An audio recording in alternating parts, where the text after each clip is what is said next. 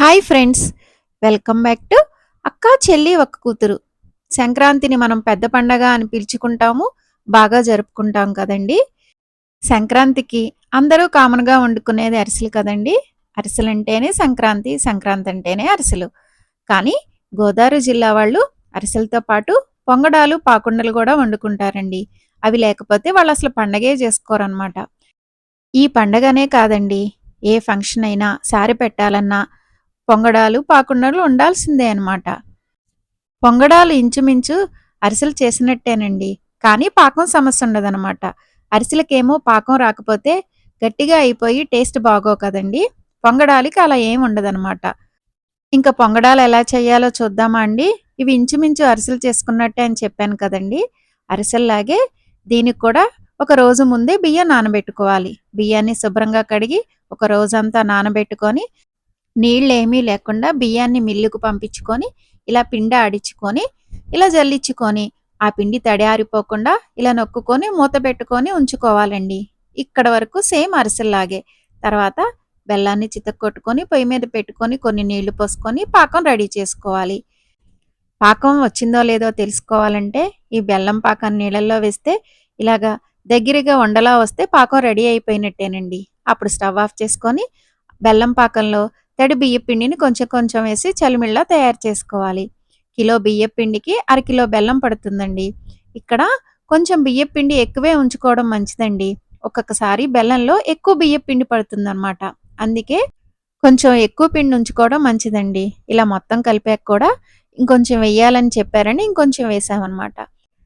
పిండి మొత్తం స్మూత్‌గా అయ్యేలాగా మంచిగా కలుపుకోవాలండి. వీడియోలో చూపిస్తున్నా చూడండి. అచ్చం చలిమిడిలాగా అయింది కదా! ఇలా స్మూత్‌గా అవ్వాలన్నమాట. ఈ పిండితోనే మనం పొంగడాలు, పాకుండలు 2 చేసుకోవచ్చండి. ముందు పాకుండలు చేసుకొని తర్వాత పొంగడాలు చేసుకుంటామన్నమాట. పాకుండల కోసం స్టవ్ వెలిగించుకొని బాండీ పెట్టుకొని ఆయిల్ వేసుకొని ఆయిల్ కాగాలి కదండీ!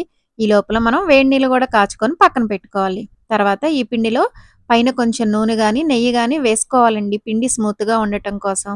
తర్వాత వీడియోలో చూపిస్తున్న విధంగా కొంచెం కొంచెం పిండిని తీసుకొని ఇలాగ నున్నగా రౌండ్‌గా బాల్స్‌లా చేసుకోవాలండి. మనం పొంగడాల సైజుని బట్టి అనమాట. ఇలా చేసుకున్న వాటిని మనం ఆయిల్‌లో వేసుకొని మంచి కలర్ వచ్చే వరకు ఫ్రై చేసుకోవాలండి. ఇక్కడ ఇంకొక విషయం గుర్తుంచుకోవాలి. మనము ఆయిల్‌లో వేసిన తర్వాత మంట అస్సలు చాలా తక్కువగా ఉండాలండి. ఎందుకంటే ఎక్కువ మంట మీద వీటిని ఫ్రై చేస్తే పిండి పచ్చి పిండి కదండీ! లోపల ఉడకదనమాట. పిండి పిండిలానే ఉంటది. పైన మాత్రం మంచి కలర్ వచ్చేసిద్ది గానీ లోపల పచ్చిగా ఉంటుంది. అందుకే ఓపికగా వీటిని సిమ్‌లో పెట్టుకొని ఫ్రై చేసుకోవాలనమాట. మేము పొయ్యి మీద పెట్టి వండాం కదండీ! నిప్పుల సెగతోనే వీటిని ఫ్రై చేసుకున్నాం. ఇప్పుడు వీడియోలో చూపిస్తున్నా చూడండి లోపల వరకు ఉడికి ఎంత బావుందో. ఇలా మనకు ఎన్ని పాకుండలు కావాలో అన్ని బాల్స్‌లా చేసుకొని ఫ్రై చేసుకోవడమేనండి. తర్వాత ఇదే పిండితో మనం పొంగడాలు చేసుకుంటాం కదా! అందుకే ముందు వీటిని ఎన్ని కావాలో అన్ని చేసుకున్న తర్వాత మిగిలిన పిండుంది కదండీ! అందులో వేడి నీళ్ళు కాసి పెట్టుకున్నాం కదా!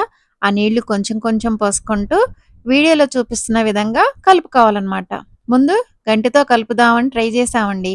కానీ ఆ పిండి గట్టిగా ఉండి అస్సలు కలవలేదనమాట. ఇంకా లాభం లేదని చెయ్యి పెట్టి కలిపేసామనమాట. నీళ్ళు ఇందాకెప్పుడో వేడి నీళ్ళు కాసుకున్నాం కదండీ! ఇప్పుడు కొంచెం చల్లారాయి. గోరువెచ్చగా ఉన్నాయి గాబట్టి చెయ్యి బెట్టి కలపగలిగామండి. అదే వేడి నీళ్ళు పోస్తే వేడిగా ఉంటది. చూసుకొని కలుపుకోవాలండి. నీళ్ళు గూడా ఒకేసారి పొయ్యగూడదండి.